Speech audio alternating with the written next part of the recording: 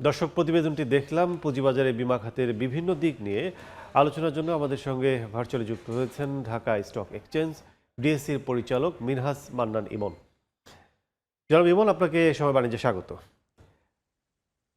ধন্যবাদ। আমরা একটু শুরুতে জানতে চাই যে এই যে প্রতিবেদনটি দেখলাম আমরা, সেখানে প্রায় 47টি কোম্পানির 58টির মধ্যে যে রুগ্ন অবস্থা, সেই অবস্থায় তাদের শেয়ারের দাম আবার বাড়ছে। সেক্ষেত্রে আপনারা তো ডিএসসিতে দীর্ঘদিন ধরে আছেন, যারা কাজ করছেন, কি মনে করছেন আসলে এই কোম্পানিগুলোর বিষয়ে? আপনাকে অসংখ্য ধন্যবাদ। কোম্পানির পারফরমেন্স খারাপ হলে শেয়ারের দাম বাড়বে না, আবার ভালো হলে যে শেয়ারের দাম কমবে না, ঠিক এমন স্বতঃসিদ্ধ নিয়ম কিন্তু আসলে কোথাও নেই। মানে বাজারে যদি আপনি দেখেন বিগত দিনে আসলে বাজারের প্রতি বিনিয়োগকারী আস্থা নষ্ট হয়েছিল, বাজার থেকে বিনিয়োগকারী মুখ ফিরিয়ে নিয়ে চলে গেছিল। সেক্ষেত্রে নতুন সরকার আসবার পরে এই বলতে গেলে বিএনপি সরকার ক্ষমতা আসবার পরে সরকার কিন্তু বেশ কিছু পদক্ষেপ নিয়েছে। একটা কমিশন রিকনস্ট্রাকশন করেছে, নতুন কমিশন, নতুন চেয়ারম্যান দেখেছি, 3জন কমিশনার দেখেছি, অনেক আইনের সংস্কারের কথা বলা হয়েছে, বেশ কিছু হয়েছে।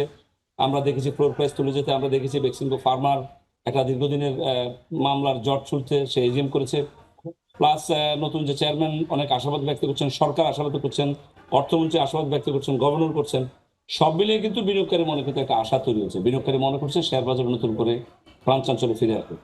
এরকম স্পেসিফিক কোনো কথা নেই বা বাইবেল নেই যে আসলে এই সেক্টর দিয়ে শেয়ারের দাম বাড়বে। হয়তো এই মুহূর্তে আনুপাতিকভাবে বিনিয়োগকারী মনে করছে ইন্স্যুরেন্স সেক্টর দীর্ঘমেয়াদীভাবে মোটামুটি ভালো করে আসছে। তাদের ব্যালেন্স শিট দেখেন, একটা কন্টিনিউয়াস পারফরমেন্স আছে।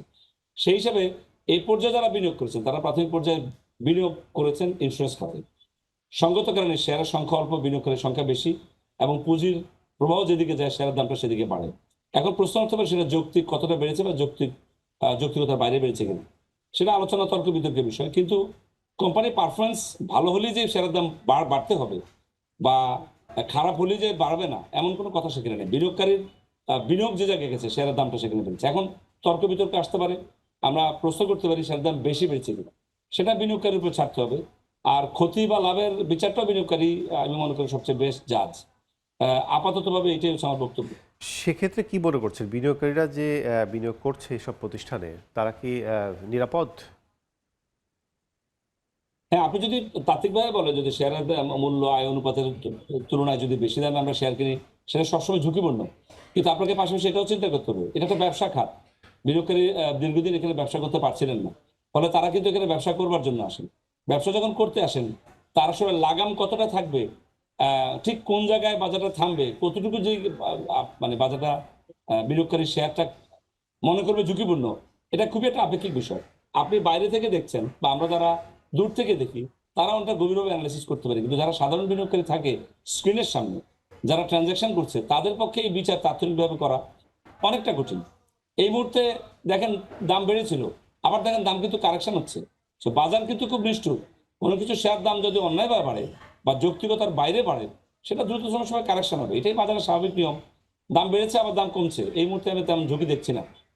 সেক্ষেত্রে আপনারা কি মনে করেন যে এই কোম্পানিগুলো যারা বিনিয়োগকৃত যারা বিনিয়োগকারী ছিল, তাদের টাকাই অনেক সময় পরিশোধ করতে পারছে না, যে গ্রাহকের যে বীমা দাবি আছে সেটি পরিশোধ করার পর বছর বছর চলে যাচ্ছে, আবার এদিকে শেয়ারের দাম কিংবা শেয়ারে তাদের নতুনভাবে বিনিয়োগ হচ্ছে।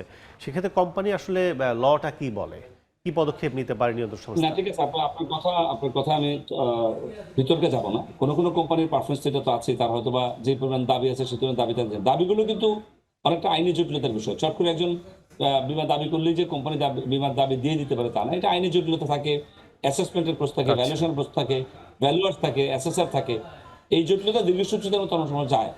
কিন্তু কোম্পানি কিন্তু অন্যান্য সেক্টর লাভ করছে, লাভ করে কিন্তু ইন্স্যুরেন্স সেক্টরগুলো ডিভিডেন্ড দিচ্ছে। ফলে বিনিয়োগকারী দেখছে বাজারে 400 শেয়ারের ভিতরে আনুপাতিকভাবে সেক্টরাল ভাবে দেখেন, বিনিয়োগকারী চিন্তা করছে যে ইন্স্যুরেন্স সেক্টরের বেশিরভাগ ইন্স্যুরেন্স কোম্পানিগুলো কিন্তু তারা ডিভিডেন্ড দিয়েছে। ফলে তাদের দুর্বলতা কিন্তু বিনিয়োগের দুর্বলতা কিন্তু ইন্স্যুরেন্স সেক্টরে আছে, ছিল এবং হয়তোবা সামনেও থাকবে। এখন কোনো কোনো কোম্পানি হয়তোবা তাদের প্রান্তিক লেভেলে তারা হয়তোবা দাবি নিষ্পত্তি করতে পারছে না।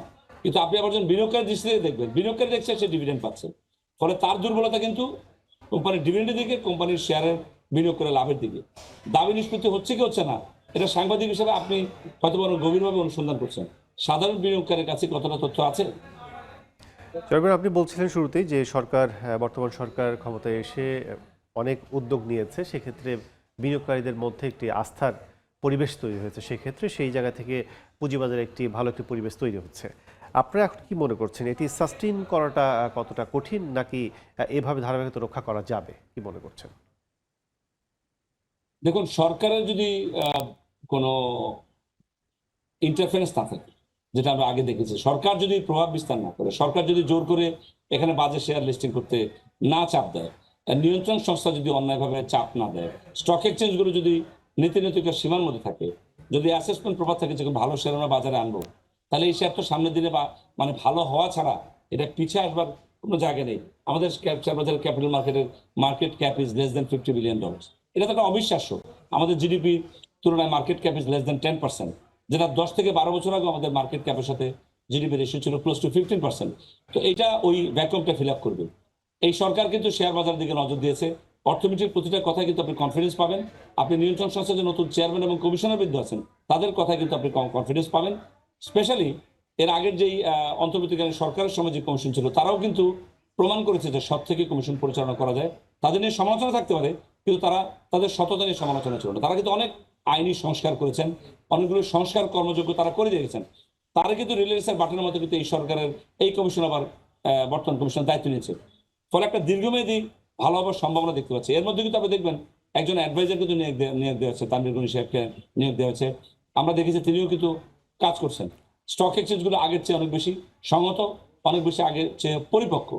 সিকিউরিটিজ কমিশন 15 বছরের ধস তারা দেখেছে। তারা দেখেছে অন্যায় এবং দুর্নীতির পরিসংখ্যান তাদের কাছে আছে। ফলে তারাও কিন্তু আগের চেয়ে অনেক সতর্ক। আচ্ছা, ভালো শেয়ার বাজারে আসবে, নিয়ন্ত্রণ সংস্থা ভালো থাকবে, শেয়ার বাজার খারাপ হবে কেন?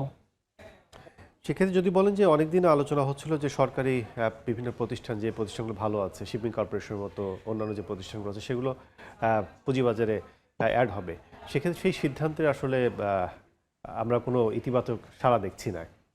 আপনারা কি মনে করেন? হ্যাঁ, আপনার কথা ঠিক আছে। সারা এখন আমরা দেখছি না, দেখবো না তা কিন্তু না। দেখুন, এর আগে কিন্তু আমরা গত যুগের পর যুগ কিন্তু দাবি করেছিলাম যে সরকারি শেয়ারগুলিকে বাজার আনার জন্য। কয়েকটা শেয়ার এসেছে, তারপরে আসেন। আমরা মাল্টিনেশনাল কোম্পানিগুলো লিস্টিং করবার কথা বলছি। আমরা আশাবাদ হচ্ছে এখন যিনি সিকিউরিটিজ কমিশন চেয়ারম্যান আছেন, তিনি কিন্তু একটি মাল্টিনেশনাল কমিশন চেয়ারম্যান ছিলেন। তিনি কিন্তু প্রথম মিটিংয়ে আমাদের করেছেন যে আমার কিন্তু হ্যাটটা চেঞ্জ হচ্ছে। আমি একটা মাল্টিনেশনাল কোম্পানির চেয়ারম্যান ছিলাম, এখন কিন্তু আমি কমিশনের চেয়ারম্যান। আচ্ছা, তো আমি নিশ্চিত করবো, আমি নিশ্চিতভাবে বলতে পারি, আমি সর্বোচ্চ চেষ্টা করব একটি বহুজাতিক কোম্পানি ইউনিলিভার জন্য বাজারে আসে। এই যে একটা প্রত্যাশার কথা তিনি ব্যক্ত করেছেন, এটা কিন্তু অনেক কিছু মিন করে। এবং এই সরকারের যে এখন অর্থমন্ত্রী প্রথম দিন থেকে বলেছেন যে বাজারকে তারা অন করবেন এবং এই বাজারে তারা বহুজাতিক কোম্পানিগুলো লিস্ট করতে বাধ্য করবেন। সরকারি কোম্পানি যেগুলো রয়েছে স্টিল আনলিস্টেড বা হাফ লিস্টেড, সেই প্রক্রিয়াটা সম্পন্ন করবেন। ফলে আশাবাদের জায়গা কিন্তু রয়েছে। এখন কালকেই তো আমরা এগুলো আশা করতে পারি না। সরকারিভাবে সিদ্ধান্ত হয়েছে, নিয়ন্ত্রণ সংস্থা কাজ করছে, স্টক এক্সচেঞ্জ উদ্যোগী। স্টক এক্সচেঞ্জ ইতিমধ্যে আমরা স্টক এক্সচেঞ্জ থেকে মাল্টিনের সাথে কথা বলেছি, আমরা বিএপিএলসির সাথে অনেকগুলো মিটিং করেছি, আমরা বিজিএম এর সাথে মিটিং করেছি, বিকেএম এর সাথে, বিটিএম এ, সবার সাথে বাজারে লিস্টিং হওয়ার জন্য আমরা অনেকগুলো ধাপে ধাপে মিটিং করেছি। ফলে সম্ভাবনার দ্বার কিন্তু উন্মুক্ত।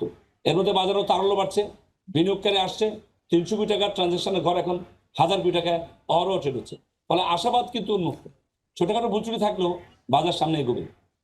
জয়ন, আমাদের আলোচনা শেষের দিকে অনেক অনেক ধন্যবাদ আমাদের সাথে ভার্চুয়ালি যুক্ত হওয়ার জন্য। আপনাকেও ধন্যবাদ। দর্শক, আলোচনা করছিলাম পুঁজিবাজার বীমা খাতের বিভিন্ন দিক নিয়ে। আমাদের সাথে ভার্চুয়ালি যুক্ত হয়ে আলোচনায় ছিলেন ডিএসসির পরিচালক মিনহাজ মান্নান ইমন।